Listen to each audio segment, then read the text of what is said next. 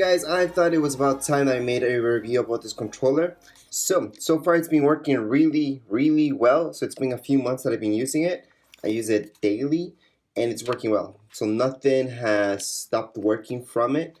As you guys know, back here, you guys can put in some batteries. So I use rechargeable batteries. I think that's the fastest way because I can just take these out, put other ones in, put these ones to charge, and then keep going with the cycle, right? I think that's the best way to have these controllers. Besides that, I'm not really sure why I like the feel of this one versus the original controller I got with my Xbox One S.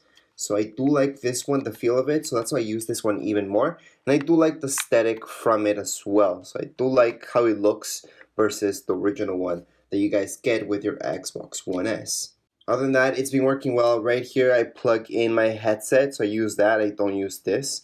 I have used this for another headset that I have. Works well. Other than that, I can't really say anything else about it. It's pretty standard controller. It's nothing fancy about it, but it does feel better. With my original Xbox One controller, I'm not really sure why this keeps like coming off kind of easy, so it's kind of loose.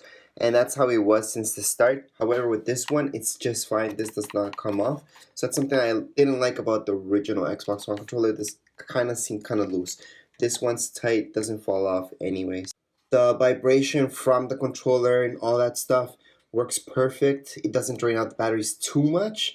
You guys can always turn off the vibration, by the way, with any of these controllers. So don't worry about that. Other than that, that's all I can say, guys. This has lasted so far so good. If you guys are watching this video a year after, a couple months after, just ask away here in the comments area if it still works, if I still like it. I will answer your questions. Anyways, that's it for this really quick review about this controller. If you guys have any questions, comments, you guys can write them down here in the comments area.